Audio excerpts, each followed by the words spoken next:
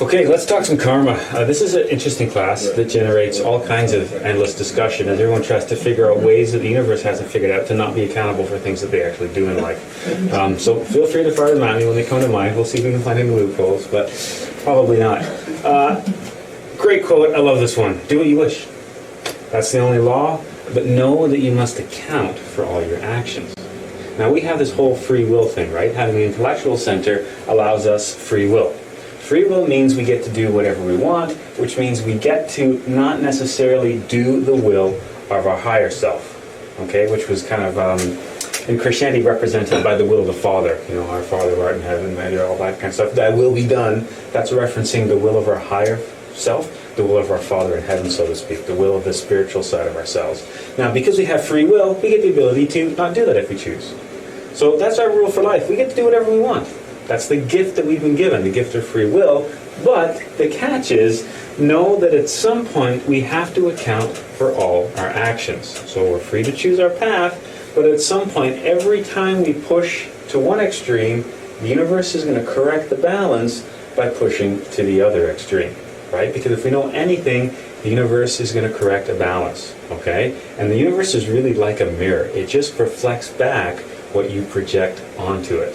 And that's really what karma is all about. If everything that you do is negative and ill-willed and selfish, then that is the stuff that reflects back to you.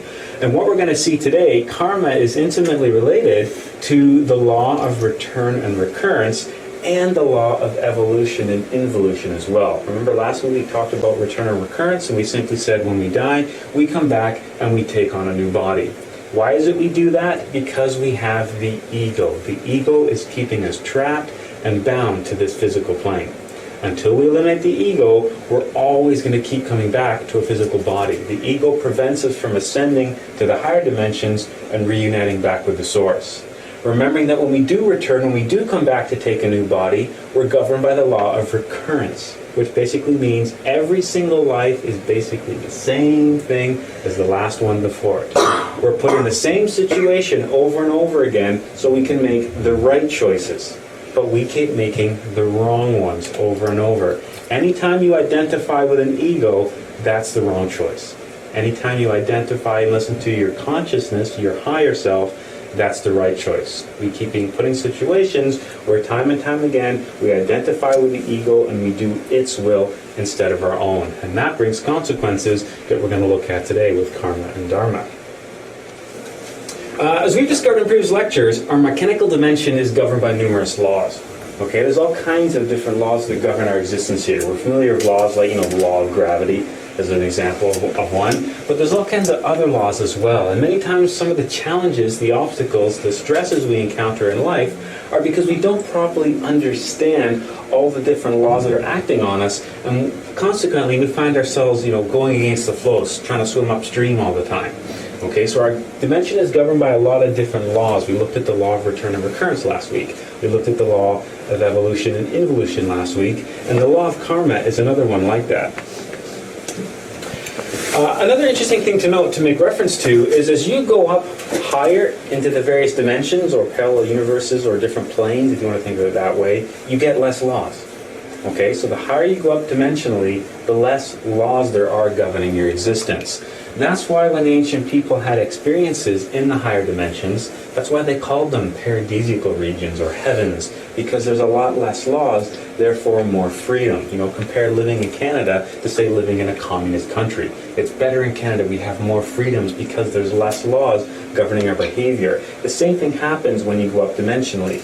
Now, when you go down dimensionally, you get more laws, which is why when the ancient people had experiences in the lower dimensions, they said, oh, it's horrible, it's a place of suffering, and that's where we got the concept of the various hells and infernos and that kind of stuff.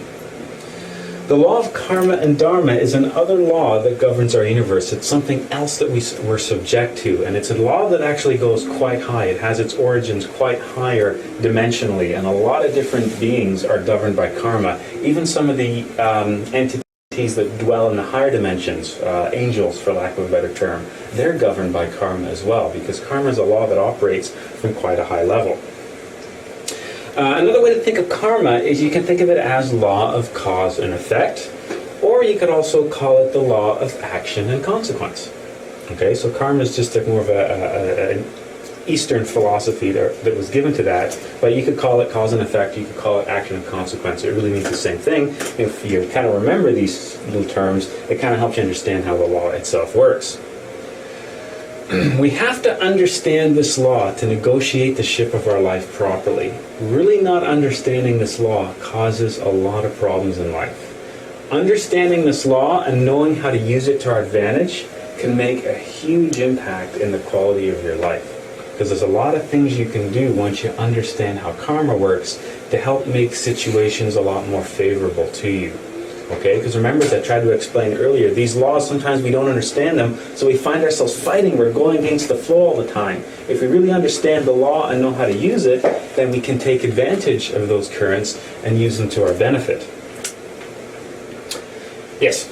So, when people are put in situations that they are not really in control of, and they have to, let's say, they're a soldier and they have to kill, or they're, etc., etc. How does that factor into the law of karma? Into the law of karma? Hold that thought, because we'll look at this. We'll look at some scenarios. We'll give you some kind of an insight. Because I've read in like parts of the Bhagavad Gita, and Shiva talks to the soldier, and like, I don't know, it's just like fighting without desire, but that still doesn't really make sense, because you always just have an ultimate choice. Yeah. It seems like I don't know, yeah? In the end, it's action and consequence. All right. We look at things, we try to, as we'll see today, we try to impose our own moral codes and our own reasoning and our own rationalization. But there's still the action and consequence. Yeah, and we'll explore a lot of that. Karma is about compensation, not punishment or vengeance. It's kind of, we like to look at it as being punished, kind of this concept of, oh God, why have you smitten me? That's this kind of idea. But really, it's compensation. It's us receiving what we are owed from a universal standpoint. So it's not that we're being victimized, it's not that we're being punished, it's not that the universe is evil or cruel, because those are qualities that we as humans ascribe to things. The universe itself as a whole is beyond the concept of good and evil. Okay, a famous Eastern quote, an Oriental quote, is there is no good and evil, there's simply what is and what will come. Our interpretation of that is good and evil based on the time period, based on our background, our culture, customs, social rules and etiquette and that kind of thing. But in the end, good and evil, that's a human concept. There's simply what is and simply what will come. Okay, so to think of karma being compensation, we're just receiving what we're owed. We simply reap what we sow. This concept of God up there smiting everybody under his thumb, that's our twisted interpretation of things, right? Karma tends to, when you're on the receiving end of it, appear to be cruel and, oh, why have you forsaken me, and oh, woe is me. We tend to do that. But once you really understand this law, and once you really start to work with some of this stuff, you see that it's simply just your own actions coming back to you. So once we learn how to modify our actions, then we can learn to work with karma, and that's what we're going to look at today as well. And I think also if we can see it as a learning experience, to Yes. take from that and learn and grow from it. Everything that happens to you is an opportunity for you to perfect yourself, eliminate ego, and bring yourself closer to the source. Everything, the good, but also the negative as well. That's a really good point. Remembering the concept of justice, or the concept of justice, she stands and she holds the scale, right? And justice represents balance. The concept of balance is beyond good and evil. Okay, balance is balance. You push something to the left, it's going to swing to the right. That's like looking at a pendulum and saying when the pendulum goes left, it's good. When the pendulum goes right, it's bad. What's the difference? The pendulums are swinging between two opposite polarities. Okay, so the concept of justice is beyond good and evil. It's all compensation. Literally, you reap what you sow. Let's leave it this way. Karma, you can leave it like a medicine. It's applied to us for our own good. We're supposed to be learning a lesson, as we just mentioned, and perfecting ourselves. That's what our job is. What's the meaning of life? To perfect ourselves. Basically, to deify ourselves, to ascend back to the source, bringing all this experience, bringing all this information, and reuniting back with the one, the source of all things, God, for lack of a better term. That's the meaning of life. That's what we're supposed to be doing. We got distracted and fallen off that path a long time ago. Yeah. So we're on the bottom, right? Yes. So now if you get to the next level, do you just, if you don't do something right, do you just keep circling? Or how does that work? Do you forget things there, or are you just on to up? On to up. providing you don't fall. And we'll look at that concept later on, because it's hence the term fallen angel, right? You've heard of that term. A fallen angel is a being that was living on a much higher realm of existence, but ended up back down here again and has to make that climb. That's a talk for a later date for sure. There's a quote. Let's get all biblical, because people have to say, well, karma doesn't appear in the Bible. It's all over the Bible. It just isn't called karma, because that's a term from a different language. Happy is the man whom God punishes, Job 5:17. Okay, and that reminds us, think back to when you were a kid and your parents would make you do awful things like take medicine when you were sick and it tasted horrible and you didn't want to do it, and at the time it felt like you were being punished, but from the perspective of the parent, it was something that was going to make you feel better. Okay, to your perspective, it was a bad thing, but on a much higher perspective, it was a positive thing. Karma is the same way. We're supposed to be learning lessons. We're supposed to be perfecting ourselves. If we're never ever going to be, if our actions are never corrected, then we're continuing to do what we want, and we're going to continue to stray off the path. And that's what karma is all about. The law of balance must be maintained at all times. That's something you have to always keep in the back of your mind, especially when you're looking at a lot of these earlier classes we're going to talk about. Everything is the law of balance, and it's all around us. That's one of those universal laws that you really can't argue too much about. You always see balance. Okay, there's the positive and there's the negative, and they're always reconciled by the neutral. There's always a balance there. If you want to get Christian, that's the Father, the Son, and the Holy Spirit, right? If you want to get Egyptian, it's Isis, Osiris, and Horus. That whole concept of balance and perfection, we see that reflected all over the place. Every cause produces an effect. Every action has an equal and opposite reaction. This goes right back to Newton, right? Newton's laws of dynamics and emotion and all that kind of stuff. Every action has an equal and opposite reaction. Why is your butt not hitting the ground right now? Because your butt is exerting a certain amount of force that's being countered by the force of the chair. Therefore, you're in a balanced situation. You and the chair are going nowhere. It's the same thing. Every cause produces an effect. Every action has an equal and opposite reaction. Everything has a price and must be paid. Think of it that way. Okay? We must give in order to receive. Nothing is given as a gift. And this is one of the reasons why on the Gnostic path we don't charge for the teachings. Because if I want to receive higher knowledge, I have to be prepared to give what I know. Because it's by giving what I know that allows me to receive higher. Because if I keep taking and don't giving, that's not balanced. And the universe doesn't work like that. So if I keep trying to take, the universe will correct the balance by taking away. Okay, so you got to make sure that you're remembering that in your actions, you're trying to maintain that balance. And this has some big implications that we'll see today as well. Everything has a price and must be paid. We don't like that statement because we want everything for nothing. We want instant results without putting in any effort whatsoever. We do that in all different aspects of our lives, and you have to be really careful that when you look at your spiritual path, you're not trying to do the same thing. Okay, we're always trying to maintain a balance here. Nothing is given for free. The laws of return and recurrence, as well as the laws of evolution and involution, which we looked at last week, they're intimately related with the law of karma. And that's what we're going to see today. So this is kind of almost like a second part to where we left off last week. The law of cause and effect governs the course of our various existences, and each life is a result of the previous life that we lived. So we talked about return, we come back in a new body, right? And we basically do the same thing over and over again. Remember, we almost carry our life is like a movie script that we carry with each life. And when we die, it's like rewind and then play the whole movie again.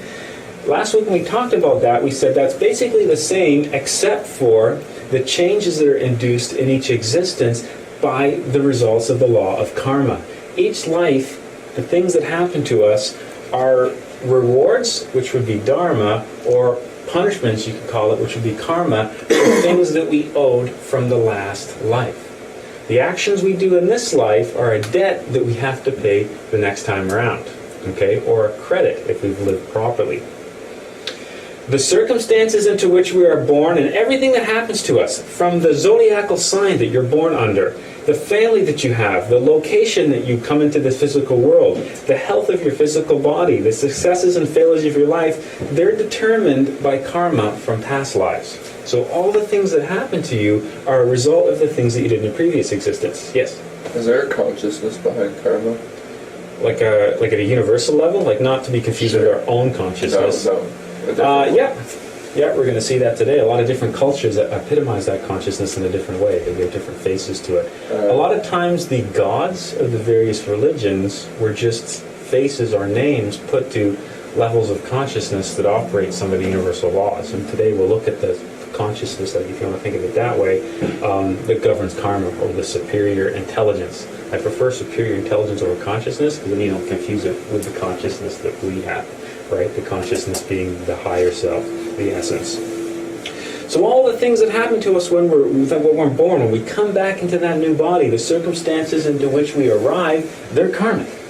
Everything from the zodiacal sign that we have, the type of family that we have, the environment that we grew up in, the people that are around us, the events that happen to us that shape our life in the first 7 years, they're karmic. Okay, so the different types of situations people find themselves in, as well as even looking at a larger scope of one's life, the various successes and failures that we have, the obstacles, the challenges that we have to overcome, as well as the rewards that we reap, they're determined by things that we've done in our past life. They're determined by karma from our past lives. Let's look at some really basic examples of karmic consequences, just to keep it simple. If in a past life we had an affair or took somebody else's partner, then in this life ours is going to be taken. We're going to be on the receiving end. Because that teaches us that what we did was wrong. We get to directly experience our own actions because we're supposed to learn from that. Okay?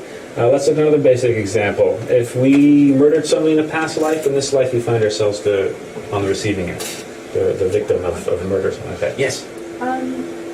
Is this like our last life to this life, or can it span across a number of different cycles? It can span across a number of different cycles, and this is where this gets complicated, and there's no quick answer to that, because remember, we like to see things unfold in a very linear fashion related to time. And remembering, once you go outside of the fourth dimension, there is no time.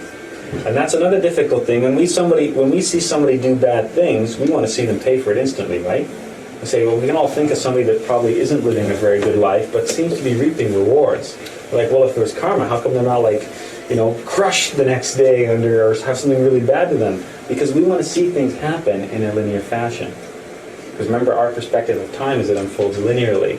Once you get to the higher dimensions, everything's basically happening simultaneously, if that makes any sense at all. We just see things from a different perspective. So you got to keep that in mind as well, as how does the timeline work? Karma exceeds time. It's operating from such a higher level than that time doesn't really mean anything karmically.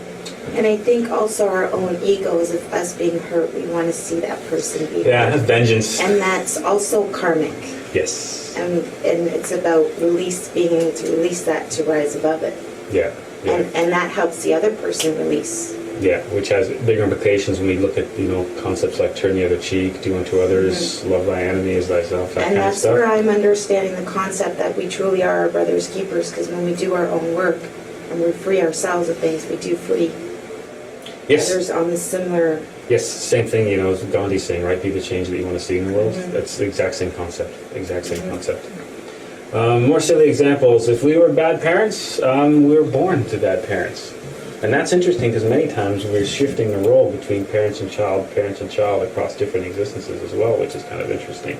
So if we find ourselves in a situation where we complicated the lives of others, the next time the next life we come around, we find ourselves on the receiving end of similar consequences. If we were a thief at some point, then we're a victim of theft. If we were wealthy and hoarded all our money, then we find ourselves being born into a situation of poverty where we get to be on the receiving end of our own actions. It's two sides of the pendulum, right? It swings one side, then it swings the other. This is one side, this is the other side. And it's supposed to be teaching us a lesson. So these are all negative consequences. Obviously, karma doesn't have to be viewed as negative because dharma could be reward. If we were perhaps wealthy and gave a lot to charity and helped others and improved the lives of others around us, the next time we come around, we could be given a really good situation. So we can keep helping others and keep making a difference in the world. It doesn't always have to be viewed as negative. But when you look at these negative examples, it kind of reminds us that, boy, those really bad things that happen to us in life, we really need to reflect on them and we really need to study them because there's a lot of very important lessons that we can learn that can change the course of our existence. people don't understand the law, and they believe that everything that happens to us in life is predetermined beforehand. Now, you got to be careful here, because if you say, okay, well, if this life is governed by everything that I did in the last life, then if I did something bad in the last life, something bad's going to happen to me, and there's nothing that I'm going to do about it. That kind of sounds a bit like fate or destiny. That's actually not true. We're going to look at that, how that works today. You have to, at face value, not get caught in the trap that says, well, if I've done all this stuff, I've had all these lives before, and I don't even remember them, so I don't know what I did, and I probably had ego, so I probably did some bad stuff, so I guess I got bad stuff coming, so what's the point? What am I going to do anyway, right? There's a real tendency to do that, but what we're going to see today is we're going to look at some ways that how we can work with and actually change our karma. Okay, we can't get too caught up in that concept of everything being predetermined, because if everything was predetermined, if there was fate and destiny, you have just taken away the concept of free will. So you can't have free will, yet have fate, destiny, and everything be predetermined, because they're exact opposite of each other. We know we have free will, so we have the opportunity to change. Okay, we have the opportunity to change the course of our lives. We just don't realize it many times, and we assume that it's predetermined. Okay, because we carry those same egos within us. It is true that our actions are determined by our environment. For example, so I had a bad life growing up. I can't help the family I was born into. I can't help that I was born into, a bad part of the world, or to bad parents, or born into poverty or something. It's really not my fault, and I really didn't have a lot of, education opportunities and, inherited behavior. My dad, beat up on my mom all the time, so I thought that that's the way you're supposed to treat them, and it's not my fault. Like, I don't have any control over this stuff. It is true that the environment which you're born into, yes, those things are there. So talking about bad parents, bad environment, which is the typical life of crime, and you see that in all the newspapers, right? That's the ultimate defense. Well, it wasn't their fault. They were beaten. They were abused. It was, they did all these bad things to somebody else because, they had a really bad life. We also have to remember that we always have a choice. No matter how much we think we don't, there's always a choice that's there, especially from a much higher perspective, especially from a universal or higher point of elevated consciousness. There's always a choice. We can choose to modify our actions, and we can fight against the situation that we've been placed in. Okay? Many times it can appear like we don't have a choice because that's the way the ego works. Well, I have to do this, right? But remember the whole concept to working with self-observation. Self-observation was trying to be aware and stay in the present moment to see how the ego works. Because whenever we're self-observing, there's now a fork in the road. We can identify with the ego, or we can identify with the consciousness, the higher self. Okay, so let's say you say something right now to insult me. Most people would automatically get angry to that. Okay, or react with some sort of negative behavior. Okay, it seems like, well, it's not my fault. You said those horrible things about me. You said them. Okay, that's identifying with the ego. You insult me, I get angry. That's the end of the reaction. Okay, if I'm self-observing, you insult me, I now have a choice. I think, okay, that makes me want to react with anger. Why? Who are you? What value do your words have? Okay, remember when somebody assaults you, the value or strength of their words is whatever you assign to them. Okay, so if I'm self-observing, when somebody says something negative about me, I can feel that anger, but I can choose not to go with it. I can say, you know what? I don't want to be angry. I'm not going to let you control me. Who are you anyway? Who are you to me? And I can choose another path. Yes? That's just so hard to do. Yes. Especially It's very hard. what happens when the person is your friend or your boyfriend or your family, and they say something really hurtful, and how do you deal with that? There's a key. This is a little bit of a later class, but we can touch on it right now. There's a whole key. Because you've heard concepts in the Bible like turn the other cheek, do unto others as you have them. These things seem so hard. Love thy neighbor. I don't want to love strange people on the street. You're supposed to love the most those who hurt you the most. Where do these concepts come from? Let's use anger. So you've insulted me, you're somebody very important to me, or you mean something a lot to me, and you insult me, and I want to get angry. Okay? If I have truly comprehended anger in myself, if I have truly understood anger, if I have studied it, if I have comprehended it in all the different levels of my mind, you don't react to it. That's the thing that's difficult for, and that's that mind space that's difficult to put ourselves in because we haven't studied the ego a lot. If you really study the behavior of your own mind, then you can excuse the behavior in other people. So if I've really studied anger, as an example, and somebody's trying to insult me, I can say, you know what? Boy, that person's really angry right now. They don't know what they're saying. They don't know what's coming over them. Man, anger's a tough one. I can remember times that I got angry. But, I've been able to eliminate that anger. There's nothing there to react. You're thinking, well, it's really hard because the ego is in you. It wants to react. But if you eliminate that from your psychology, then there is literally nothing to respond to that anger. Someone's trying to push a button, and there's nothing there to push. That's the key. And it's so hard to visualize and imagine what that would be like because it's something we carry within ourselves. But if we can remove it from ourselves, then there's nothing there. A famous story. So the Buddha's meditating under a tree. And somebody comes by and starts insulting him. And look at you, stupid, sitting under that tree, sitting around all day meditating, get a job, you lazy, whatever. And then Buddha simply stops the meditation and opens his eyes and says to the person, my brother, what do you do when somebody gives you a gift that you don't want? And the person who's insulting the Buddha says, well, you just tell him to take it back. The Buddha looks at him and says, well, please take your gift and leave. Closes his eyes and goes back into the meditation. Okay? Because that's the thing. The Buddha was not wanting to receive that negative energy. You see something similar if you study any kind of martial arts, especially Kung Fu. They have a philosophy, which is you don't ever hit somebody, you don't ever kick somebody. You just choose to not accept their punch or their kick, and you give it back to them. You're just directing that energy back rather than receiving it. Yes? Now, when you have that option, that fork you said, is that the only way to know? Like when you always say, is that like, and do you ever really know that? Or like can your ego attach on to that knowing of that? No, because to self... Is that your essence knowing? Yeah, if you're properly self-observing, if you're going to really watch yourself, to properly self-observe, you're going to create a split into the observer and the observed. That which is being watched and that which is doing the watching. That which is being watched, by definition, has to be the ego. That which is doing the watching, by definition, has to be the consciousness. Okay. Yeah, so you can create a delineation. And that's why self-observation is so important, because it allows you to really get a sense of, well, is this my ego or is this my consciousness? How do I tell the difference? That question is like... Yeah. And that's why self-observation is, that's why we keep talking about that. It's such an important technique. Yes? What about situations where you have no other scenario for you? For example, the theft example you used beforehand. What if you were born into a life of poverty and you had to steal to survive in order, like hunger? You had to do it. We're going to hold that thought because we're going to look at that specifically. Okay. It's something about that. That's a really good question, and there's a specific point we'll look at later on that directly affects that. So no action place. Okay, so we always have a choice, no matter how often you don't think you have a choice. There's always a choice because we have free will. That's the concept of free will, the concept of choice. Let's look at the judges of the law, because this goes back to your question earlier. Is there some kind of intelligence or some kind of governing body or consciousness behind the law? The Egyptians had a really great way of looking at this. They looked at the intelligences or the entities that govern this law, and they referred to them as judges. The chief priest, the head consciousness, was the great master Anubis.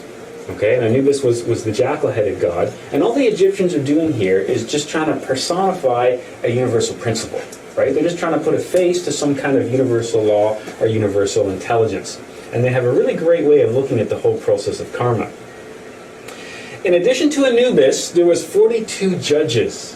Okay, there was 21 on the side of justice and 21 on the side of mercy. So they set up this balance. There's 21 judges on the side of justice, 21 on the side of mercy. So they set up this really interesting way of looking at the whole law of karma. And they did a really good job of putting into principle some of these things that we can really understand or that have a lot of relevance into what we're doing in modern times. This is the weighing of the heart ceremony, and this is how the Egyptians depicted the whole process of karma. So what we have right here is the master Anubis. Anubis seen as the god, for lack of a better term, of karma. And Anubis is here, he's adjudicating the scales. Now on the scales is a feather on one side, and in this jar was supposed to be our heart. And it was said that after we died, our heart was weighed against the feather, suggesting if our heart was heavier than the feather, it contained a lot of dark, a lot of bad stuff. But if our heart was lighter than the feather, it must be pure and clean. Okay, so there's a Master Nubis sitting before the scales. This person right here, this is the Divine Mother. We talked about the Divine Mother last week, right? We talked about our higher self having basically two parts, a positive and a negative, or a male and a female, the Divine Mother and our Father. Okay, this is our essence. It's the falcon with the head on it. The Egyptians always depicted the soul or the essence like that. It was a falcon with a human head. So there's our consciousness that's, of course, bound to the whole concept because our consciousness is attached to the ego, and this is what's being judged right now. The Master Nubis weighing everything. Now this guy right here, this is the Ibis of Thoth. Now he's reading, he's like a scribe. He's like a one that was a note taker. He represents our conscience. He's reading back a list of all the right things and the wrong things that we did. Okay, so he's the little, the comical, the angel on one shoulder, devil on the other. That's how they depicted this guy. He's the guy that took down all those things that we did that we knew we weren't supposed to do. Now, in this process, what happens is the heart is weighed against the feather. If the heart is heavier than the feather, then everything was thrown to this guy right here. And this is Amut, the devourer of the dead. He's a rather unpleasant character. He represents the wheel of samsara. He represents the mechanical forces of nature. If our heart was too heavy, because it was full of all those wrong action, then the essence is tossed to him, and it's sent back into the physical body again, to have another life, to once again come before the lords of karma, and be judged for our actions once again. Okay, so we can see the same story. We got the Divine Mother, we got the consciousness, we got karma, the whole concept of balance in the universe, the heart, our good actions or bad actions being weighed against the feather, our actions being, of course, recorded. Do what thou wilt, but know that we must account for all our actions. Idea being here that somebody is taking record of them, somebody being the universe itself, and they're going to be reflected back to us. And then if we don't live properly, if we accrue too much negative karma, then we stay bound to this physical existence. We stay bound to the physical plane. And of course, the whole process up here, these guys are your 21 judges seen across the top. Okay, so the Egyptians had this really colorful way of looking at the law of karma. And now, taking what we've learned here into account for the rest of the class, we're going to see how we can pull some really interesting bits of information to help understand karma better, but also help to understand how we can use some of these things to our advantage, how we can direct the ship of our life or steer the course of the ship of our life in a much more beneficial direction. Now, paying and accruing karma, every bad action we do, everything that's negative, everything that's impelled from ill will, is a letter that we sign or agree to pay in the following life. It's almost like an IOU. Let's think of it that way, right? The idea being that we are responsible for our actions. There's no getting away from this. Okay, the universe isn't going to cut us any deals here. Everything that we do, we have to pay for at some point. You can also think of life as a chess game in which every action of ours is a move. Everything that we do on that chessboard is a move. And every move affects the final outcome of the game, right? Early on in the game, you make the wrong move. That sometimes is immediately apparent if somebody takes the man, or sometimes that wrong move is something that costs you the game much further down the road. If the moves that we make in this game are intelligent and opportune, then the outcome is success, health, and longevity. Positive things. And that's what was referred to as dharma. Okay? When good things come back to us, we say we're receiving dharma. We're reaping the benefits of things that we've done. If the moves that we make in life are impelled by ill will, selfish, or just inopportune, then the outcome will be failure, sickness, death, all the negative things, and that's karma. Okay, so karma and dhamma are basically the same thing. Our actions follow us. But as humans, we go, when it's bad actions following us, we go karma. When it's good things, we call it dharma. Okay, but it's really just two sides of the same coin here. Okay, so we do the right thing at the right time for the right reasons, then success, longevity, and all kinds of beneficial things. Okay, we do the wrong thing at the wrong time for the wrong reasons, then that's going to cost us. Okay, how would you define the difference between the right thing at the right time and the wrong thing at the wrong time? How are you supposed to know the difference between the two? You'd have to be outside of yourself. Kind of, not quite though. Be conscious. Why? So you know. I would say the question again, sorry. So we're saying, okay, if you do the right thing for the right reason at the right time, positive things happen. If you do the wrong thing for the wrong reason at the wrong time, negative things happen. Where's free will? How am I supposed to know what the right thing at the right time is? For me, I feel a sense of lightness, and that comes through my practice of meditation and knowing myself. Observation. Yeah, but even at a much greater level than that. This is consciousness, ego. Okay, or soul, essence, divine side, and then the ego.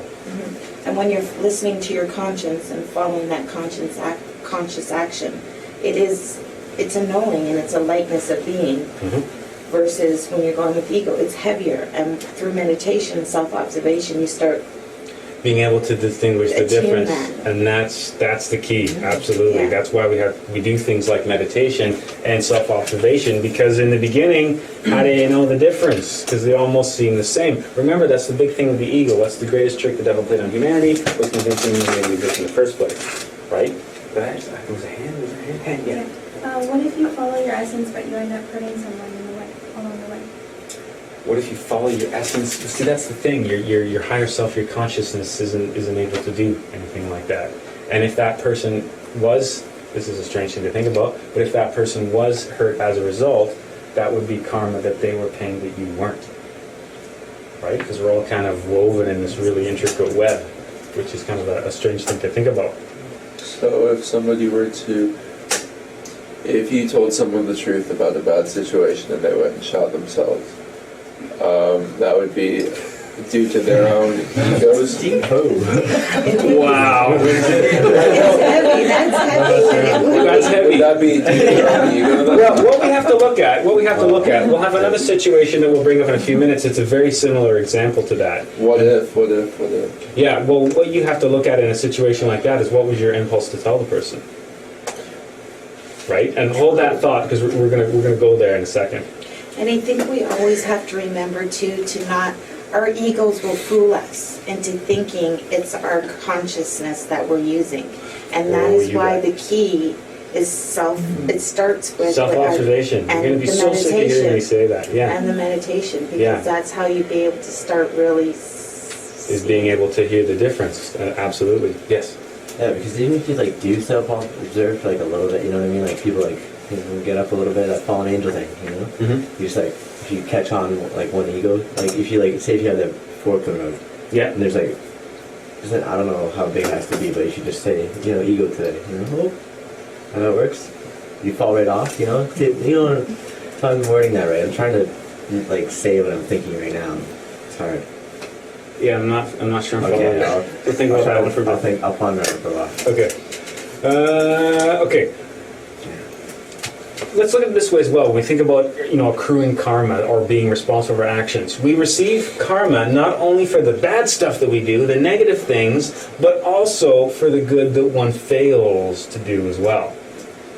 So there's a trap. Sometimes you say, I don't do anything negative in my life, but sometimes there's so many situations we had the ability to do something positive. We had the ability to help or improve the lives of others around us or contribute, and we chose not to. That's karmic as well.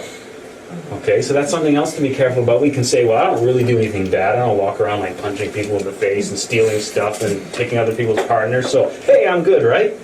But remember that there's so many positive things that we have the ability to do that we choose, it's always a choice, that we choose not to do. Okay, so karma isn't just for negative actions, karma is also for good that one fails to do. And that's the story of the Good Samaritan in the Bible, right? All those people that passed the person on the road suffering and the one person stopped to help. You could say, well, all those other people were receiving negative karma. And that's something that we do that's another huge problem in society that they've actually done psychological studies on.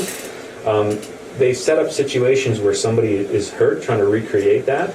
And what they've discovered is if you see another human being in the vicinity, you will not do anything because you'll think it's that person's problem. And that gets more and more problematic the more people you introduce. Most people, if it's one-on-one, will actually stop to help the person. But if there's somebody else in the vicinity, you just turn a blind eye to it. And that's something that we have ingrained in our psychology because of the ego. So there's many times in life that we are in a situation to make a contribution. Doesn't mean you have to save somebody from dying, but a contribution. We can help or improve the lives of others around us, but we've chosen not to because for whatever reason, because we put our own needs before others. Because I didn't stop, I was in a hurry, I didn't have enough time, I needed that money for something else, whatever. We all have a rationalization or an excuse to that too. The other thing to mention, this is really difficult to swallow sometimes, we are judged on deeds, not intentions. Okay? It's not what you wanted, it's what happened. Okay? It's the outcome that happens, not what you're intending to do. Okay? It doesn't matter how well-intentioned you were, if your actions lead to something negative, that's your karma. Let's look at it, and everyone kind of furrows their brow and goes, there's no way. If I was intending to help somebody, and then something bad happens, there's no way I could be responsible for that. Let's look, this is a really good example of this. There was this man that had some really good intentions for his country. He was going to create a utopia. He introduced a welfare system. He introduced an unemployment system. He introduced free education. He brought almost ended poverty and child education and all this kind of stuff. He was a forerunner for creating hospitals and other systems. He was trying to create a perfect world for his people. He was called Adolf Hitler. Okay, that man had some very good intentions with what he was trying to do. But do you think he went before the judges of karma and said, I was trying to do some really good things, and they're like, oh, okay, you're cool, all right. You know, it doesn't work like that, right? It was the outcome that he was responsible for, not the intention. Okay? This is a paradox that I'll give you, and this is something to think about. It doesn't necessarily, we won't discuss it too much because it gets pretty deep. Let's say that I'm going out for supper tonight, and I have a lady friend that I've just met, and I want to make a really good impression on. And let's say that on the way to going out to supper, I have to swing by the bank machine and pick up some money. So there's me and my lady friend. I'm going to take her out for dinner. We're going to get a nice dinner. We're going to have a few drinks. But I stop by the bank machine on the way there. And as I walk to the bank, I see a homeless person sitting in the street. And while I'm in the bank machine and I take out my money, I think, that guy there, he's got nothing. I can take all this money out and all that kind of stuff. And I really doubt so much. So let's say I give this homeless man $100. Now let's say that homeless man then either A, scenario one, let's say, goes out, buys a handgun, tries to pull up a liquor store, shoots a liquor store owner dead, or B, goes and buys more crack cocaine or heroin than he's ever been able to and overdoses. The question is, how responsible am I for those two outcomes? Now your gut impulse is to say, well, not at all, because you were just trying to help him. Because, you're trying to be charitable. There's no way that could come back on you. What you have to ask, what were my intentions? Why was I being charitable? Was I being charitable because my essence or my consciousness was speaking through me so I could help that person? Or was I being charitable so I could impress that young girl? Was I being charitable because I felt guilty because I was going to blow $200 on a really fancy meal and a lot of money to maybe be able to sleep with some girl? Okay, you have to ask, what were the intentions behind the action? Was it an action that comes from the consciousness and the higher self, which would be then following the will of our Father, playing into the whole framework of the universe? Or is this an action impelled by another side of me? Guilt, fear, anger, envy, jealousy, lust. These are all the things that can play onto a given action. And that's what you have to ask yourself, which goes back to your question earlier. What if you told somebody something and then they went and shot themselves in the head? Then are you responsible for that? What was your reason to tell them? And that's the question that you have to answer yourself. Were you telling somebody because you wanted to say, I told you so, because you wanted to look so much better than them? What's your reasoning? And that's why self-observation is so important, because in that situation, how do you know if it's your consciousness or if it's your ego? Because nobody in that situation nobody would say, hey, I'm going to give that homeless guy money because that's going to make me look really good in front of that girl and maybe she'll want to sleep with me. Nobody's thought process really goes like that. Some people do, but they don't. Remember that the ego works subconsciously. It's a reaction. Homeless person, girl, I'm going to give them money. You don't really have that whole chain of thought that leads up to that, which is why it's important to work with self-observation and to be able to discern the difference between the will of the higher self and the will of the ego. Because in the end, it's not what we were attempting to do, it's what happened. Yes? Okay, because what you just said seems like a contradiction to me. Okay. Because you're saying, if you gave the guy for money for good intentions, but those option A or option B happened, that's the deed, that's the end that happened. So that says judged on deeds. So you're bad even though your intention was good, but you just said your intention mattered. You have to see a little bit deeper into it than that. If you're going with the will of the consciousness, and this is something we haven't really had a chance to go too far into yet.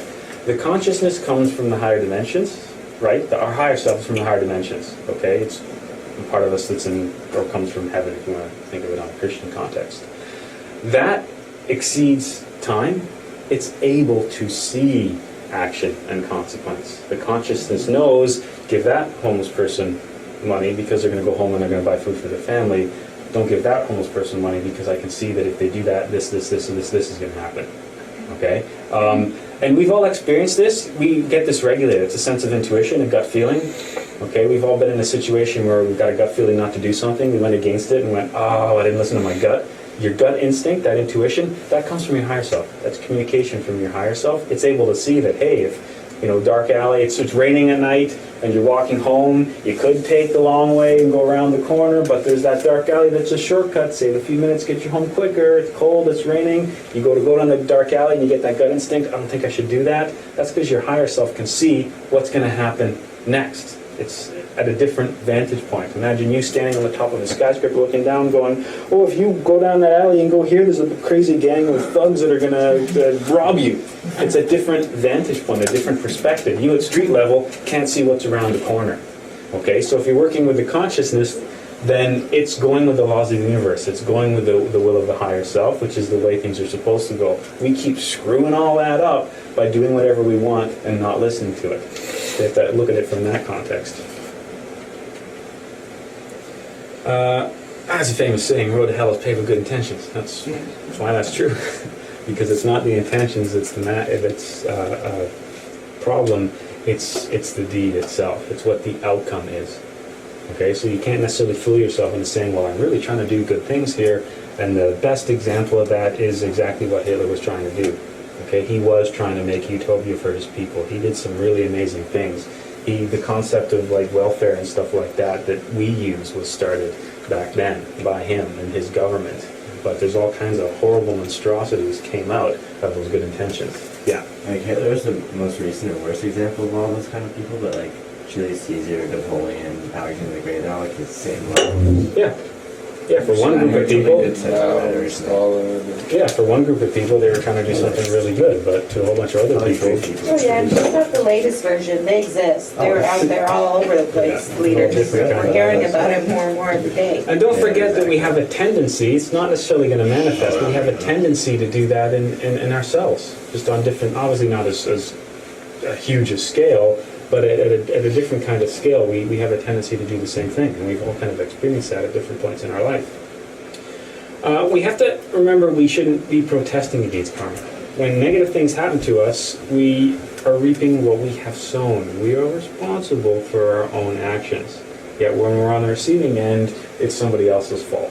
Very rarely will we accept the consequences of our actions, which causes us to miss many opportunities in life, because the negative things are opportunities that we can really use to learn a lot more about the egos that we carry, learn a lot more how to perfect ourselves, and prevent the same situation from manifesting again.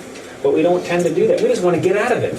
It's like a oh, woe is me kind of situation, and we just look for ways to get out of it. We don't look for a way to really understand it and then permanently shift that course. We just want to get out of it somehow, right? And can't really see why we're in this situation, because as far as we're concerned, we're perfect.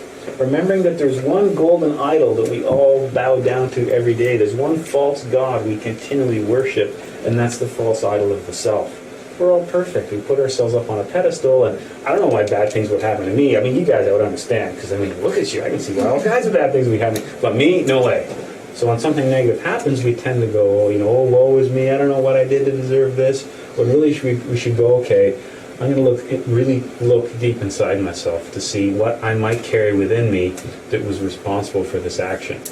Okay, how is this? This is obviously something that I carry within that I'm now on the receiving end of. More biblical quotes. I love throwing out the biblical quotes because karma doesn't really appear in the Bible as karma, so the Christians tend to get a little bit weird and say, well, it doesn't talk about it in the Bible. It's all over the place. With the same measurement that we measure others, we will be measured. Okay, so however we judge others, that's how we're going to be judged as well. We also tend to hold people to situations and circumstances and levels that we don't hold ourselves to. We regularly excuse in our own behavior, or excuse in our own personality, in our own life, behaviors we don't tolerate for an instant in other people. We tend to do that, and that reminds us of the consequences of that. Here's another one. Let no one cheat himself. What a human being will sow will be harvested, and his actions will follow him. Galatians 6:7. I mean, it's an excellent definition of karma. It's not called karma because that's a word from a different culture, right? But there you go. That's karma right there. What a human being will sow will be harvested, and his actions will follow him. So we do get to reap what we sow. Now let's look at the whole process of managing and dealing with karma, because we've seen that karma is just simply a reaction. Yes? Before we get to that, I have a small question. Okay.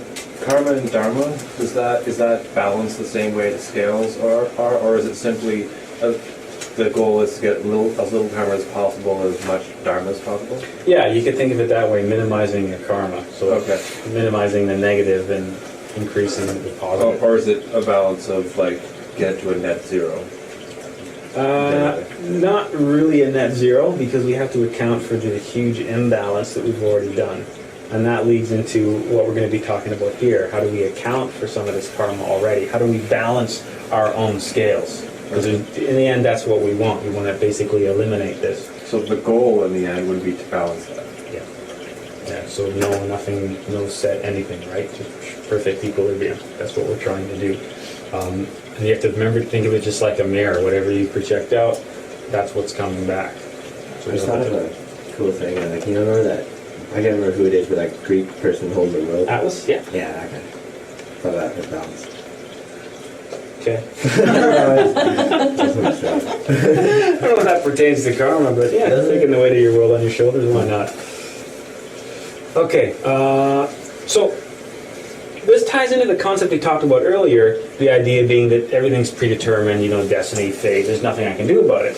So a lot of times when people think a bit about karma, or you reflect on karma, you can jump to the mistaken assumption that karma unfolds in a mechanical, automatic, and cruel manner. That there is no way to possibly alter it. Okay, so let's say that I have done something negative, and I'm thinking, okay, well that's it, I'm just on the receiving end of that, the next life. There's nothing that I can do. Okay, that concept once again takes away free will and brings up concepts like fate, destiny, and predetermined. So the idea, if I do something wrong, there's nothing I can do about it, I'm just going to have to receive it when it comes later on. That suggests that karma unfolds in a mechanical, automatic, and kind of a cruel sort of a manner to it. If this was so, if that's the situation, how things happen, then there wouldn't be the possibility of divine mercy, which then suggests the universe is only negative and cruel. So if I do something bad today, what I'm trying to say here is there's nothing I can do for that. I've done something bad, forget it, there's nothing I can do. I'm just going to be on the receiving end of something negative because I screwed up. Okay? If that was the way things were, then that twists everything to the negative. It suggests that the concept of divine mercy can't exist, and suggests that everything is just negative and cruel. There's no way we can really modify the circumstances at all. Let's look at it this way. Justice without mercy is tyranny. Mercy without justice is tolerance and complacency. They both have to exist because the universe is balanced. That's why you look at those concepts. Okay? Justice without mercy is tyranny, and mercy without justice is tolerance and complacency. So there has to be the room for both here. It's scales. They can go both sides. If I do something bad today and then there's nothing I can do to rectify the situation, it's going to come back to me negative, that would be tyranny. Okay? Justice without mercy would be tyranny. But if you do something bad and then you don't have to do anything to correct that and everything's going to be okay in the end, that's tolerance and complacency. And when we look at the tree of life, which you'll get sick of me doing because you really don't get into this until later in the course, but if you have any background in Kabbalah and the tree of life, you have the middle pillar right here, which is your pillar of balance, and then you have the two pillars either side, one for severity and one for mercy. Okay, so there's a point of balance, and then there's the two opposing sides. Okay, severity and mercy, which is a similar concept that we're looking at right here. So justice without mercy is tyranny. That's one extreme. The other extreme is mercy without justice is tolerance and complacency. There's got to be a balance to both of these. These are human defects. When we talk about awakened masters, and we talked about some sort of a universal consciousness, God, for lack of a better term, you want to call it Allah, you want to call it Brahma, you want to call it the void, you want to call it the source of all things, it doesn't matter. Tyranny, mercy, justice, these are labels that we put on things, just like good and evil. Okay, from a concept of an awakened consciousness, as I mentioned earlier, there's no such thing as good and evil. There's what is and what will come. We want to put labels on things. So we want to say that one is bad and one is good, but from a universal standpoint, from an awakened consciousness standpoint, it's really not so black and white. To modify the effect, we have to change the cause. So let's say I've done something bad, and I'm thinking, okay, well, what am I supposed to do here? If I do something bad, does that mean something automatically is going to happen to me later on that's bad? Is that kind of how karma works? We said, well, that's one extreme. That's like a negative kind of thing that doesn't suggest in any way that we can alter the circumstances, which would mean the universe only shifts to one polarity. There's got to be some sort of a balance here. To modify the effect, we have to change the cause. Let's say that I've done something really negative. Let's say, I don't know, I've taken another man's wife. So that means the next life mine's going to be taken, right? Or does it? How could I modify that? Let's look at that example of me taking another man's wife. What was the cause there? What was the cause behind that? What part of me made me do that? Was that the consciousness? The ego. Lust. That's a really, and specifically the ego of lust. Now that's a really important observation. Okay? And this is a statement. Now this gets a little weird. You can, one that develops faculties like astral projection and works with developing consciousness in the higher worlds, you can communicate directly with some of the intelligences that work with the law of karma. Some of those judges, okay? The gods, so to speak. Okay, this is something that everybody is capable of doing. And one of the things that Master Samael, the guy on the wall here, that brought a lot of gnosis into modern times, one of the things that he was doing was trying to explain, or going into the higher dimensions, talking with some of these intelligences and trying to figure out how to explain to humanity how we can work with karma. And this is something that you can verify with yourself as well. An advanced use of karma, this is a thing that we'll get into much later, is you can actually go to a certain point in the higher dimensions, and you've all heard the concept of the book of life before. You have a book of your deeds and actions. That's just a depiction for being able to see your own karma. Okay, see what you have to pay and how to manage that. That's for your book of life, the deeds, the actions that you have to do. Okay, remember that Ibis of Thoth, the guy that was judging you in the weighing of the heart ceremony? Literally seeing what you're able to do, okay? Which is also related to the concept of the Akashic records. You ever heard of that before? Mm-hmm. That you can go into higher dimensions and see any point in time, past, present, or future. That's the same thing as being able to read your karma. Think of it kind of like the internet of the higher dimensions. It's like almost like a type of technology, for lack of a better term. Now, one of the things that Master Anubis, which is the intelligence that governs karma, you could think of him as a god, because that's what the ancient people thought of it. You could think of it as intelligence or consciousness or whatever, a principle. When talking to Master Samael about karma, this is something that he told us. So this comes from the gods in the higher dimensions. This comes from Anubis himself. The line of the law is combated with the scales. Now, what does that possibly mean? This important statement gives us the knowledge of how we can eliminate karma and prevent suffering. So the line of the law, there's the meaning of a lion charging at you, right? It's ferocious, it's severe. So the line of the law, the negative side, it doesn't say, the evil, the bad stuff, because that's our judgment. It's just the lion, the strict, severe side. The line of the law is combated with the scales. That tells us how we can learn to manage and negotiate our karma. What this is basically saying is we can eliminate our karma by doing good and tipping the scales in our favor. We can correct our own actions by canceling out the negative with the positive. We're able to modify the circumstances of our life by understanding the concept of balance. Okay? If we have the negative actions that we've done, the idea that, well, there's nothing I can do about those negative actions, they're going to come back on me always as negative, that once again suggests that we have this kind of tyranny and this suffering and this negative stuff that we can't ever fix. What this is talking about is by understanding that karma is simply balance, once the scales have tipped one side, you just have to stack them to the other side, tipping the scales in our favor. We can eliminate our negative aspects of karma by doing positive. Okay, and that's a really interesting statement. The karma we pay depends on how much the scales tip towards the negative. The universe reflects back whatever we project. If we're constantly reflecting negative, then negative is coming back. If we have some negative and then a whole bunch of positive, then we get, which is what Peter was talking about earlier, those scales being perfectly balanced. Okay, think of, pushed in one direction and then pushed the equal amount in the other direction, you haven't gone anywhere. One step forward, one step backward, and that movement is zero. Yeah? Is that the same lion that appears in alchemy? Like when they talk about the lion and the... It's different. sun? Yeah, that's a whole different thing. We'll get into that much later. Yeah? I think we have to be careful though too with just doing good, because we have to, there's that intention behind it too.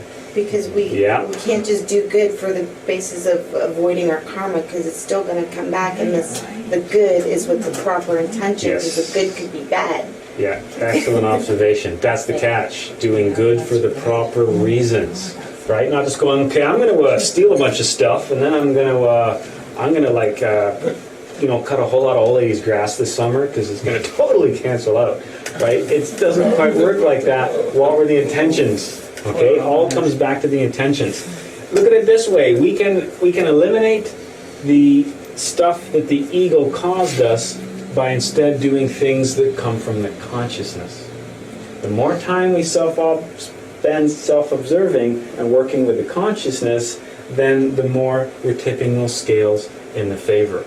We work with the consciousness, that's like putting coins on one side of the scale. We work with the ego, that's like putting coins on the other side of the scale.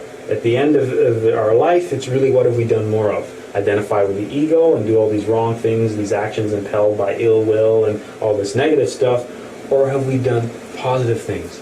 Actions impelled by our consciousness, our soul, our higher self, for lack of a better term. Okay, that's what it comes down to. The line of law is combated with the scales. Understanding how the balance works means we can change the cause, modifying the effect to change the cause. If our good actions outweigh the bad, then we receive dharma instead of karma. Okay, so if we do more positive than negative, then the net result is positive things that happen. If we do more negative than positive, then the net result is negative things that happen. And if you think of these are the things that color the course of our life. If all we've done is negative, or impelled, or things that are impelled by the ego and all that dark stuff, then the tone, the color of our life is going to be the ego, the dark stuff, and the negative things. Okay? If we work with the consciousness and work with the higher self and do positive things, then the overall scope of our life and our existence will be positive things as well. We have to cancel old debts to avoid suffering by doing good deeds. Okay? So we have to try to cancel the old debts, the things, because we don't remember, right? We don't know what we did our last life. How do we know what we're responsible for? An advanced practice, as I mentioned earlier, is getting to go into the higher dimensions using things like astral projection to actually see what we have to account for, to see the karma that we owe. But in the meantime, we can modify our circumstances by choosing instead to identify with the higher self, the consciousness, and do good things rather than negative things. Because that will drastically alter the course of not only this existence, but other existences to come as well. This is another quote coming from the higher dimensions again. So we had the line of the law was combated with the scales. The next statement they gave us was this one: do good deeds so that you can pay your debts. Just seen as a universal, almost like debt and credit kind of system, which is a really interesting way of looking at that. Do good deeds so that you may pay your debt. So when something is owed, when some energy is coming at you, call it negative energy, do you have anything positive to deflect that, to cancel that? Yes or no? If there's more positive coming at you if there's more negative coming at you than positive you're sending out, then you're going to receive some of that negative. If you've got some negative coming at you, but you're sending way more positive out, then the positive is going to cancel the negative.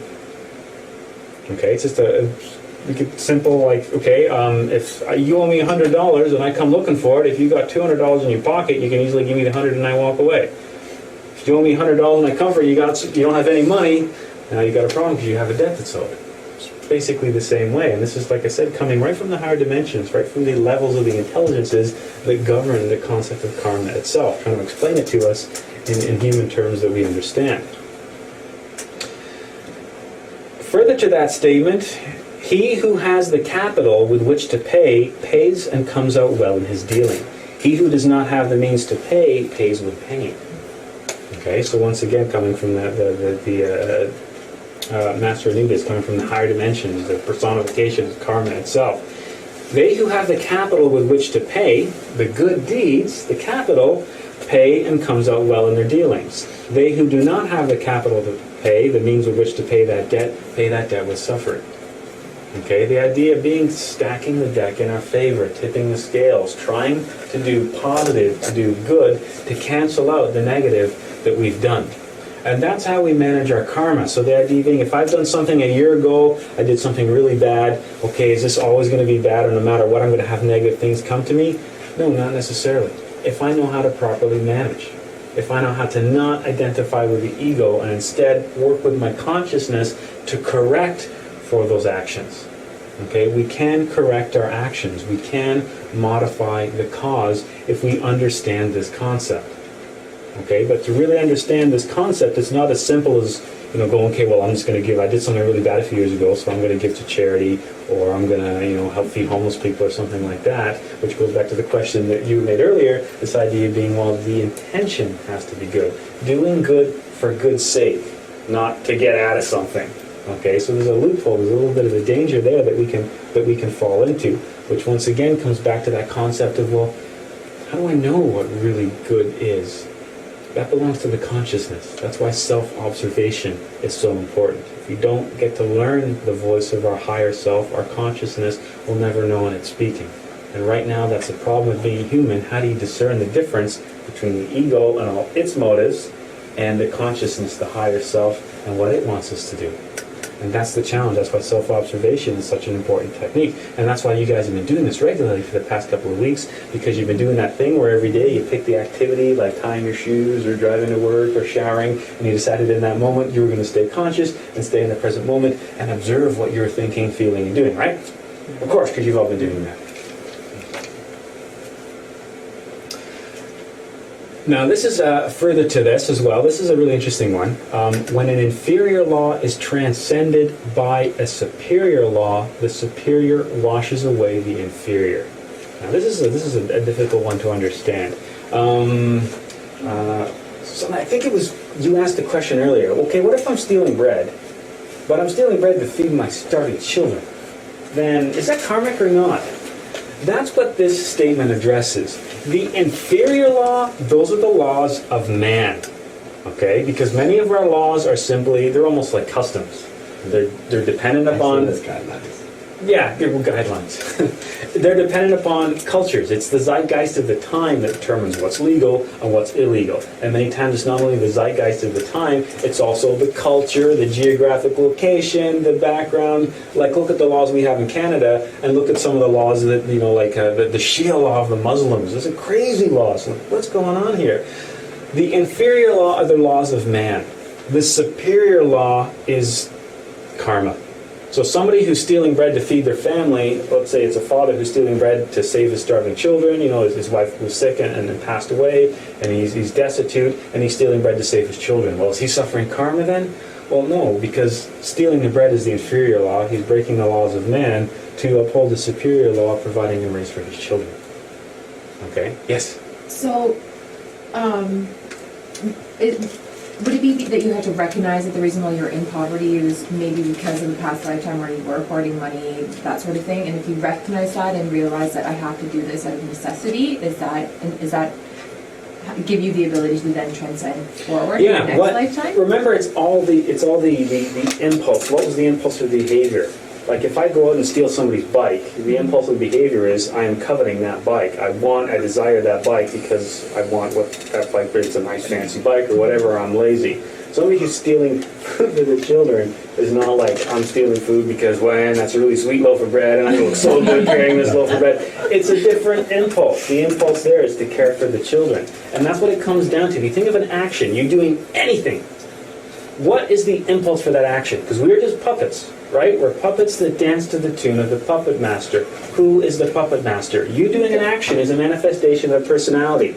The personality is either, it's a vehicle, it's a car, right? That personality is either driven by the ego or it's driven by the consciousness, the higher self. In the situation of the man stealing the bread to feed his children, who was driving the car then? Was it the ego going, oh, I'm really going to throw that shot. I've got money in my pocket right here, but screw you, I'm not paying your high prices. And he's stealing it anyway. Or is he going, my children, they're good. If I don't care for them, they're going to be sick, something bad's going to be happening. I just don't have the money, I don't know what to do. And he's doing it that way. Okay, so that's what we have to look at, is what was the impulse for the action? Where did it come from inside us? Did it come from the consciousness, the higher self, which means we're following the will of our Father, we're contributing to the greater good? Or did it come from the negative side of ourselves? Lust, anger, envy, jealousy, fear, all that side of things. Yes? I have two questions. So now, for that bread thing, I say it's like, there's two choices, right? Say, I need to help my kids, and whatever else. And like, you steal for your kids, right? Say you feed your kids, but then you say, oh, I did that. So some more. Is that's going back again? Okay, on the next one. For, like, say if when there's always that choice, ego or essence. Yes. When there is no choice, is that the only time you're at the top? Are you not at the top, like where you want to be? Like, well, when you get balance, when you get as high as you need to go, there's only, when you get really high dimensionally, there's only one law that exists, and there's only one choice. That's the will of the Father, and that's it. There really is no other option. Because think of it as God having his will, and that's it. Once you get to that point, once you ascend that high, then everything just merges into one anyway. It's just one consciousness and one choice. Yeah. It's just being human, we have this free will. Do this or do this. You got the angel and the devil on the shoulder, right? The devil always represented the ego, the angel represented the consciousness. In any given situation, think of the old cartoons where something happened and the angel and the devil would pop up and whisper in the ear. That's an analogy for this. The angel is the consciousness, the essence, saying this is what you need to do right now. And the devil is the conscious saying, no, you want to do this, you want to do this. This funny Disney movie is called like The Kid with Bruce Willis. I was talking on TV the other day randomly. And like this, like, Bruce was like 40 years old or something, and like his like kid, like himself as a kid, like physically comes back to see him. Like he's like 13 when he's a kid, and like comes back to see him, and he's like, oh, this kid's in my house, but it turns out to be him. It's really weird. I got into it though. Did you bring this guy? Yeah, I did. Oh, okay, so the inferior law right here, these are the laws of man, right? These are the laws of who we are. These are our morals and our customs and all these guidelines that we invent to suit the times. The superior law is the laws of the higher dimensions, okay? So the classic example there is the stealing bread to feed your family one. Now, looking at negotiating karma, most people are surprised to learn that karma is negotiable. Okay, as we were talking about earlier, we can understand how to basically take the negative stuff that we've done and compensate for that. Okay, we can literally tip the scales in our favor. We can account for the negative actions that we've done by changing the course of our life into a different direction, to doing more positive things. Positive actions that stem from the consciousness, that don't stem from fear, anger, jealousy, envy, ill will, or whatever that kind of stuff is. Okay? The judges of the law, consequently, you can think of them as basically granting credit to those who request it. You can actually start to change these things for your own benefit. The credit must be paid with good deeds or supreme pain. Okay, so you can either pay with the positive stuff, the good things that you do, or you pay with the negative. It's all like a credit system. This is just a little bit of a hint of things to come. You can actually negotiate directly with the intelligences of karma. The ancient Egyptians gave it the face of Anubis, but it's the same process. There's petitions, there's prayers that you can do, and there's practices and various rituals later on that you can work directly with your own karma. Okay, we don't get into that stuff now, because if we got into that stuff now, you would just get yourself into trouble, because you would immediately try to get out everything that you've done. And this is one of those things that it's interesting to think about. You can actually alter the course of your life by saying, this is something that I want to do, and this is what I'm going to be paying for that. You can actually manipulate your own karma from quite a high level. As far as the different dimensions go, you can go up to where karma is accrued, and you can start messing with things there. And that's a really strange thing to think about. And this is something that I was able to actually verify for myself by doing something really stupid. We get into these things later on, because later on, hopefully, you'll have enough experience and enough bit more consciousness developed, perhaps a bit more control of the ego to not do really silly things. I ended up getting myself into some trouble because I started messing with my own karma and was able to get certain circumstances to go my way, but then didn't want to pay for them. And then I found myself being on the receiving end of that. And the night before a particular event happened, I was visited in the higher dimension. You call it a dream, right? I had a particular dream that showed what was going to happen if I didn't do what I was supposed to do, and I didn't do what I was supposed to do. And when I was sitting on the side of the road after the huge car accident, I went, oh, right, I was shown this already. So that's just a little bit of a taste of things that you can do when you start learning to negotiate in the higher dimensions, start learning things, deep states of meditation, astral projection, and that kind of stuff. Because you can negotiate with karma. There's things that we can ask in order to make our life more positive by being prepared to offer something in exchange. So I need this to happen, and this is what I'm going to do that. This is the good that I'm going to do to offset this negative. But the problem is, many times, because we're human, we have the ego, well, we don't really want to get around to that side, right? Just like with your credit card. You want to buy the stuff, but you don't want to pay it back. The same thing can happen with karma. If you're not careful, you can do some really silly things. Because remember, everything we talk about is, you don't necessarily, we don't believe, it's not belief here, right? You don't believe any of this stuff. You go out and you work with it yourself. You try the techniques, you try the practices, and you see what happens. Everything here is supposed to be tested. We just give you little bits and pieces here and there that you can test. The idea being, as time goes on, you'll get to test bigger and bigger things and more important things. But you always got to be a little bit careful what you do. So that's why I've given you this teaser here, but I haven't told you how to do it. There's a reason for that. You'll find that out later on, especially when you start working with second chamber. When you spend enough time in this organization, we do big group practices to work with karma and to work with master anubis and that kind of stuff. So, yes, is this about a movie? No. Okay. Now with what you said, you've seen something that was going to happen before, and then it happened. Now, is that because you didn't learn from that one when you seen it first? No, I went in the higher dimensions to negotiate something for myself. And I said, I need this to happen like this, and this is what I'm going to do in order to do that. And then I received the result I wanted, but then decided that because I already had that, it's max of effort to really do this side of it. Yeah. So I didn't, and then I was given a warning, which I ignored. And then I had something unfold in a dream that said that something really negative was going to happen if I didn't alter the course of this action.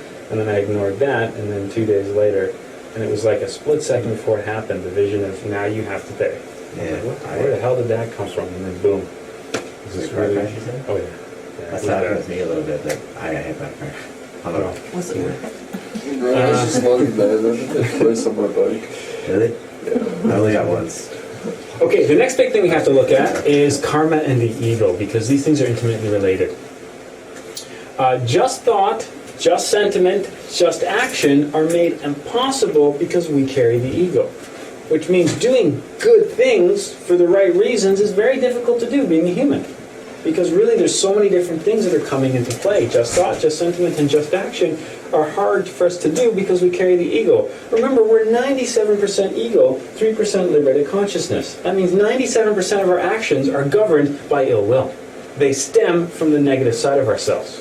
Only 3% of the time are we doing good for the sake of doing good. Are we doing good because we're following the will of our higher father, because we're following the plan of the universe? Most of the time, we're doing whatever the hell we want. Ego is the cause of our actions. This is really important. Therefore, ego is the cause of the karma. You know what the karma is attracted to? Not the consciousness, the ego. So, what happens if I eliminate the ego? What happened to the karma? It's not necessarily that it disappears, it's gone to the ego. But I'm not with that anymore. I've eliminated that aspect of my psychology. That's why eliminating the ego is so important. That's why when Jesus died on the cross and was reborn, he was illustrating us that whole physical death and then the birth of the spiritual side. We know the physical death was the death of the ego. The birth of the spiritual side was the birth of the consciousness. That was the message Jesus was saying. It's so important. We all have to die within ourselves. Okay, we all have to go through that second birth. The awakening of the consciousness is another term for it. Enlightenment is another term for it. This is something that we have to do. Okay, and karma is another reason why. Because it's the ego that's doing all this behavior. It's the ego that's manifesting this into the universe. So it's the ego that's on the receiving end of this. But if we, at the same time, happen to be wrapped up with those egos, then we get to be on the receiving end of that as well, which is supposed to teach us that this negative thing was the ego. Next time, identify with the consciousness, get rid of this part, and you won't be in this problem. But we never get that lesson. We just keep doing the same thing over and over again, existence to existence, playing into the same egos, identifying with them, doing their will, and then receiving their karma over and over and over again. I see a question for me, Eddie. Yeah, it keeps coming to me in different forms. Okay. Is this why maybe some souls will when they come back, reoccur, right? Mhm. That's what we're doing, not Mhm. reincarnating. Mm-hmm. They choose to maybe live, like take oaths and follow certain paths to sort of help them deal with a lot of karma in one lifetime. Like, for example, nuns and priests and Buddhist monks, people who really give up a lot and they take vows of poverty and chastity. Possibly, yeah. Like conscious vows of poverty Mhm. to help them kind of Mhm. get rid of a lot of, Yeah, or and even those who don't even in a religious sense, but maybe poor people born into poverty or born with deformities and stuff, maybe they've chosen to.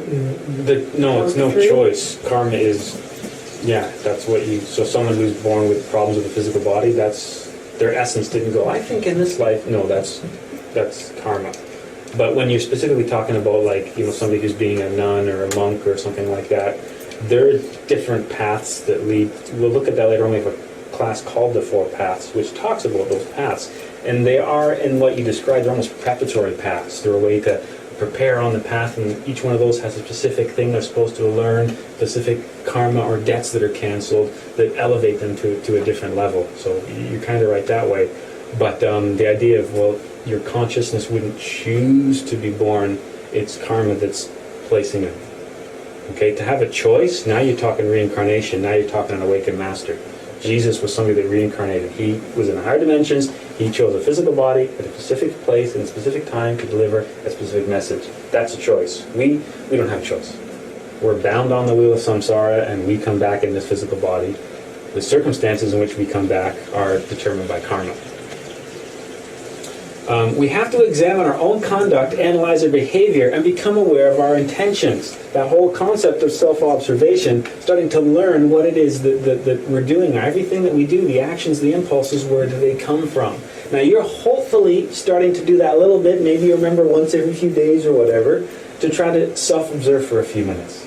Okay? And if you can, plant reminders around your house, stick notes on the wall, have an alarm that goes off, or whatever at some point, to start to train you to pay attention to your consciousness. To identify, remember the three brains, right? What am I thinking? What am I feeling? What am I doing? Okay? Being aware of the manifestation of the ego versus the consciousness in all three of those aspects of your personality. When that annoying person at work comes by and you're like, oh man, here they come. Wait, what was that? What am I thinking? What am I feeling? What am I doing? Why am I reacting this way? Question what it is you're doing. Because a few minutes of questioning can drastically change the course of your life. Because you've suddenly shifted the attention to the consciousness. It's like a workout for the consciousness. Every time you do that, it gets stronger and stronger and stronger, meaning that you're more likely to be able to discern it from the ego. That's why the very first technique that we really learned here was self-observation. As well as the basic meditation techniques we're developing every week, but self-observation is going to keep coming up again and again and again, and we're going to get deeper and deeper with it in our practices. Going back to that concept I mentioned earlier, how many people are charitable for reasons of guilt? Reasons of wanting to look good in front of ourselves. There's so many corporations and companies that are charitable and environmentally friendly, and they're doing this on one side to look good and to sell more stuff, but in the meantime they're destroying communities and doing all kinds of horrible things, right? We have to examine where the impulse for the behavior comes from. We have to learn to do good consciously. And that's the key. Doing good consciously, okay? Stemming from the consciousness, okay? Not, from the state that we find ourselves in, from this unconscious state that we find ourselves in, where everything, 97% of our actions are motivated or impulsed by the ego. It's the ego that we're dancing to. It's the puppet master. We want to change that. We want to do good consciously for the right reasons. Once we start doing that, then we're going to see the circumstances of our life begin to drastically change for the positive. Okay? Being aware of the implications of our own actions. When we're identifying with the ego, we don't care about the outcome of our own actions. We've all done this. We've been angry before and ended up saying, oh, I'm sorry, I don't know what I was thinking, I don't know what came over me, I didn't mean to. Of course, everybody has. Because the ego doesn't care about the consequences. And that's the problem. We always go with the impulses of the egos and don't really want to deal with the consequences. Or we're aware of them, we just want to get out of them somehow, or have them not apply to us in some way. If we eliminate ego, we eliminate the karma associated with the ego. So let's go back to me doing that negative thing a year ago. Let's say whatever, I took the guy's wife, right? That was, I think, the example we were using. And we said, okay, what caused that? We said, well, that action was caused by the ego. There's two ways to remedy that. I could try to tip the scales in my favor by doing a lot more conscious good to try to cancel that debt when it comes. Or I could go, what caused that action? That was lust that made me do that. Okay, I'm going to work with eliminating lust within me. So I'm going to try to self-observe every time lust's involved. Okay? Remember, there's a 3-step process that we briefly touched at about eliminating the ego. The first step is observation. The second step is comprehension. The third step is elimination. We're all the way down here. You guys are still messing around with the observation stage. Okay? Eventually we'll talk about taking the observation stage into comprehension and how we fully comprehend an ego. Because once you fully comprehend an ego, then you can eliminate it from your personality. Okay? And once you've eliminated the ego, you've eliminated karma. So another way I could get out of that situation, that I've got this negative karma coming at me for taking somebody else's wife, is eliminate the ego of lust. If I no longer carry that, then I'm no longer able to do that same action. Okay? The karma would no longer serve a purpose, as we wouldn't commit the same error again. That's what repentance meant in the Bible. What was repentance? The idea of being truly sorry. What's the difference between being sorry for something and being truly repentant for something? Being truly repentant says that it's not physically possible for you to do the same error again. You know, people that, probably your own friends, people that do bad stuff all the time and say, yeah, I'm sorry. Then you start to go, you know what, your apology means nothing because you keep doing this over and over again. What does sorry mean, right? True repentance from the biblical context meant eliminating the possibility of you ever being able to do the action again. We read a bit further into that, that means eliminating the ego. That's what repentance is. When repentance is genuine and complete, karma radically changes. There's no punishment required if the lesson is learned. Right? If we've taken that step to perfect ourselves, there's no need for the corrective behavior. Because we got it. We got it this time. We got the lesson. It's okay. No, I don't need that. I got it. I know what you're talking about. I know what I have to do. Okay? That's repentance. That's the concept of the biblical repentance. And remember the quote from the Bible, for the unworthy all doors are closed except one, that of repentance. Okay, the doors being the doors to the higher dimensions, they're all closed. The unworthy is us, those who have sins, and an ego are the same thing. For the unworthy, all doors are closed except one, that of repentance. It's only by repenting our sins do we get into heaven. The definition of repentance meaning elimination. Yes? Does that mean physical death for some people? Do they have to physically die to come back around again? Not sure what you mean. Like, you said there's one door for people who are... All doors are closed except one. Yeah. Doors to the higher That's dimensions. just like... What? Exactly. That means there's only one way to get into heaven.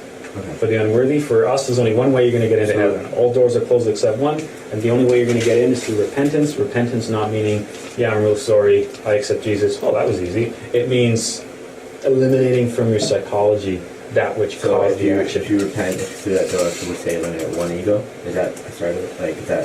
It's a is there start. Is another door open after that? Like, say one door and two 2 than 4. 4 than more. No, you eliminate the ego, and that gets you. That's what we're trying to do. Okay. Yeah. Yeah. While you carry the ego, you're bound to the physical plane. You're going to come back here. Yes. So is original sin just a picture for the ego on humanity? The original concept of the original sin explains the origin of the ego and the development of humanity. We'll get into that later on. Because Adam and Eve represented an earlier race of humanity. The Garden of Eden is the higher dimensions. The fall of the Garden of Eden and the fall of man is And how we Eve ended up is where just we are. representative of the mother of humanity? No, females and males. Like all females, all males. Oh yeah. Okay. Yeah, and then we'll talk about that later on. That's a fascinating. The book of Genesis is fascinating. We get into that later on, and we'll look at what all those different symbols mean. But the getting kicked out of the Garden of Eden is getting kicked out of heaven, and we're stuck down here, barred, and we can't get back in because we've lost the path. And we'll get into that. The last thing we'll look at is there's different types of karma. The first type of karma is individual karma. That's karma we receive for our actions. So we do something, we get to receive it. Okay, we reap what we sow on a personal level. The next type of karma is family karma. Now this is interesting. The law of karma binds us to our family members. We're born to the family we have because of karma. Families suffer karma together. We all know families that are like, the whole family's cursed, right? Everybody, from going back generations. That's family karma. Those people being born again and again and again, and they're always struggling. They're always going through challenges. And the opposite, we know families that like everybody's blessed. Everybody has, all these great things happen to them in life, and everything they touch just seems to turn to gold. That's an example of a family receiving dharma together, because we're bound to our family members. Going on a different higher level, oh yes? I have a question on that. Sure. So once we become somewhat aware and conscious and we're living from a higher self, how can we help that family and other members start lifting up themselves to help them get out of that themselves? Or is it not our responsibility, and our responsibility is to ourselves to come out of it and just be that change? Yeah, and let it reflect yeah, that rather way. than meddling in other people, because you got to Right. be careful. Because with that's that karmic sometimes. also. Yeah, because Right. sometimes you can do what you think is right for Exactly. somebody, but that's you imposing your will on somebody else, Right. and you got to be really careful when you start doing that. So really it's that work we do. Yeah, Yeah. remember And the that's Greeks, what Nosite spreads out. ipsum, know thyself. Yeah. Not all you people, know yourself. Yeah. Okay, and reflectively need to only be the change you want to see and all that kind of stuff. But we don't want to do that. I want to make you people better because I'm already perfect. That's our Yeah. tendency. And by making you better, I'm holding you to my standards that were now set by the ego, not the consciousness. There's no way we can start to help other people before we start helping ourselves. The next level of karma is collective karma. That's many people that are seemingly unrelated put in similar situations. So a car crash where a group of people die, or imagine a plane crash. We've all heard the story, somebody was going to get on the plane, but at the last minute somebody made them not, and they didn't go on the plane, and then there was this huge plane crash, right? It's because they didn't have that karma to pay, the other people did. So situations of seemingly unrelated people that suffer the same negative circumstances, that's collective karma. So we've got individual, families, and just a group of uncollected people. Going at an even higher level karmically, we've got national karma. That's karma experienced by entire regions. The Middle East has been paying some serious national karma for like a couple thousand years, okay? Or countries where there's civil wars, okay? There's just parts of it, let's face it, there's parts of this world where the condition and quality of your life will be drastically different depending where you're born into or where you have the ability to go later in life. Canada's a great place to be. There are certain parts of the Middle East and Africa that probably aren't so great to be, just because of the conditions that are there. That's an example of national karma. There's world karma. Sometimes as humanity, large groups of us suffer together. The world wars were a good example of world karma. And things like that will continue to happen as we do the same stupid things over and over again. Okay? Epidemics that sweep across the globe are other examples of world karma. Going even higher, this is a type of karma called hard karma. This is the one no one likes to think about. Hard karma is sometimes you can do something that was so negative, you owe that debt now. There's no getting out of it. There's no tipping the scales. There's nothing that you can do that will change that debt. That's hard karma. For example, somebody that was born without legs. Doesn't matter what good they do, doesn't matter how much ego they eliminate, they're not just going to spontaneously grow legs. That's an example of hard karma. It's just when they come into that life, that debt is owed right now and it is paid. There's not a way for them to manage or negotiate that one. Okay, and I know we like to really think about that. It's so difficult to think about, but that's what hard karma is. Yes? Do you personally think that this world, that our world karma is that is hard in ways saying that we are actually doomed to watch the world fall apart as it currently seems, or do you think that it's something that actually turns around based on individual change? Well, there's an even bigger cycle that's in play at that one that you already know about. Right? There's even bigger cycles that play into some of that kind of stuff. So no, there's no getting out of that. The fact that we're here at a particular time for that, that's karma. To being able to be witness to certain events or at certain times or being born into certain time periods, then yes, that's karmic. But the idea being that if remember that this is the physical world. In the higher dimensions, you know what they call the physical world? They call this place the Valley of Tears. Because even coming here means that, you know, we're in the wrong place. We need to get out of here and go somewhere else. So even being here in the first place is karmic to a certain extent. That's hard karma. The hard karma is the stuff that you can imagine. You know, somebody being born blind or something like that. That's whatever they've done. There was a debt that needed to be collected, or a debt from numerous existences, which was collected at a particular point in time, and they owed that the second that they came into this existence. Yes. I was just going to touch on that. What if someone is like so severely disabled that even like their brain has, you know, is completely underdeveloped, and they don't even have the capacity to tap into a higher consciousness to, you know, improve themselves or perfect themselves or Then whatever. it's the karma of that consciousness to ride out that life. Unfortunately, it's kind of not a pleasant thing to think about, but yeah, if they don't have the ability to develop and awaken consciousness, then that's basically a life that they've lost, being able to work towards that because of actions of the previous. And that may have been, they have maybe wasted so many opportunities they had that it's just added up that way. Yeah. So going along that line, like, how could that be corrected? Like, if it was one lifetime of being severely disabled? Next time around? Well, I think it's corrected in the fact that it's such a hard life and you're having to go through it that you are automatically shedding that it's stuff. a debt that's paid. It's like, Yeah. I'm paying that now, okay, you're done, that's it. No Yeah. money left over, you have to wait till you get your next paycheck. I'm taking that whole paycheck right now, Yeah. wait till the next one around. Think of it that way. The next paycheck being an analogy for the next life. Yeah. So if you look at it that way. That's exactly how hard karma works. Yes? Do you pay karma in this life too? Like something you did 10 years ago? Like let's say you robbed somebody, would you be robbed? Yeah, possibly. Remember, we get funky when we want to put things on a timeline, right? Karma is karma. It's just going to happen at some point. It could be this life. It could be the next life. It's not, you can't say, well, I did something bad here, so how many months, days, weeks elapse before it comes back to me? It doesn't quite work like that because we tend to see time linearly, but from the concept of karma, everything's happening basically simultaneously, so it all happens all at once anyway, which is weird. After hard karma, we have something called katansya, karma of the gods and masters. Remember I mentioned earlier, karma was at a really high dimensional level, and everything below it is subject to karma. So even angels, angels fall, they pay karma, right? Angels being just a name for the divinities, the intelligences, the entities that reside in the higher dimensions, the other levels of consciousness that exist in the higher dimensions.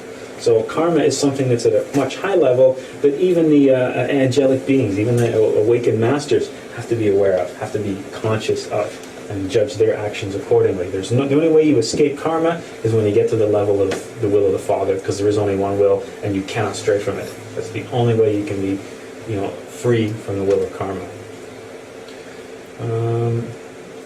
The next one, this is the one that no one wants to think about. Karmasaya. Every time you have sexual relations with somebody, you are karmically binding yourself to them for the next time around. That's when everybody's brows immediately furrows and you start doing the math tally, right? Like, wait a minute. That's because we do.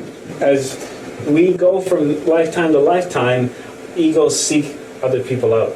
So we find ourselves karmically bound to not only people like our family, not only friends, but also people that we're in relationships with. Okay, and we repeat the same things over and over again because those same egos exist and will exist to satisfy their various desires through the various relationships that we have. Okay, so every time that you're sexually uniting with someone, you're creating a karmic bond which will bring you to that person at another existence, at another point in time. Yes? But we can rise above that by working with... Yes, absolutely. And eliminating the egos that Absolutely. created that action. And this can be a very positive. It can be a positive thing, or it can be a negative thing. It can be negative in the fact that if you've had problematic relationships, they're going to continue to follow you around. It can be positive in that everybody has a partner that they can use to spiritually elevate themselves.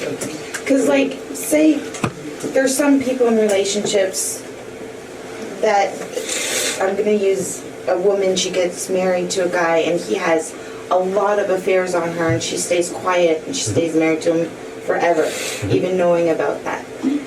She's karmically bonded to him because of what she's done before, but if she starts recognizing that and working with the ego that brought that on in the first place and eliminates it, she won't necessarily be karmically bonded with him again. No, exactly. Remember, when we eliminate the ego, we eliminate the karma.